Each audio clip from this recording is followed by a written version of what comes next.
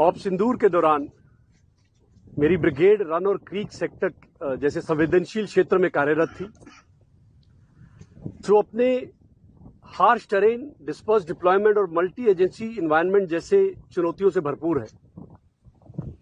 शुरुआती चरणों में हमने तेजी से डिप्लॉयमेंट कर इस सेक्टर की सुरक्षा को सुनिश्चित किया और हमने जानबूझकर डिप्लॉयमेंट को बैलेंस रखा ताकि हम एक सुदृढ़ डिफेंसिव ग्रिड को बनाए रखें और उसी के साथ साथ ये काबिलियत भी रखें कि अगर कोई ऑफेंसिव ऑपरेशंस करने की जरूरत है तो उसको भी हम तेजी से अंजाम दे पाएं।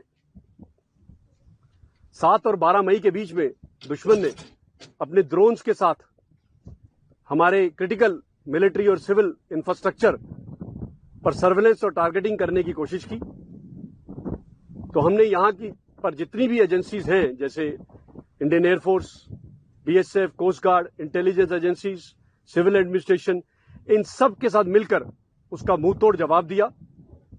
एक रोबस्ट और मल्टी टियर ग्रिड बनाया जिसके अंदर anti drone systems, army air defence के दस्ते, इंटीग्रेटेड सर्वेलेंस एसेट्स के दस्ते शामिल थे और इन सब ने मिलकर दुश्मन के सभी ड्रोन्स को बर्बाद किया।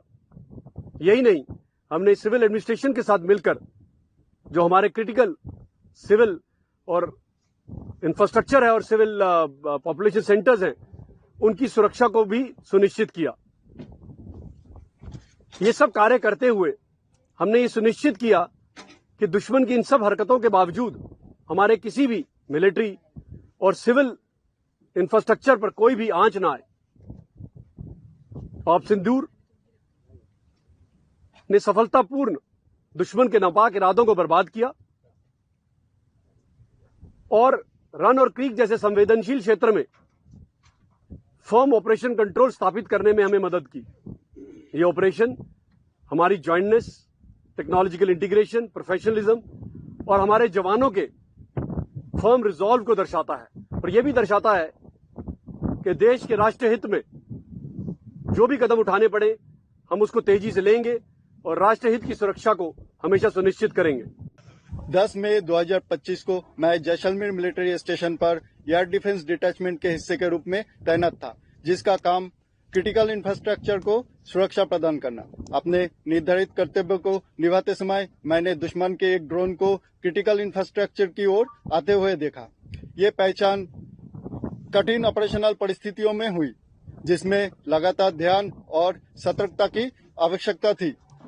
मैंने एयर डिफेंस सिस्टम के हथियारों से दुश्मन के उस ड्रोन को हमला किया।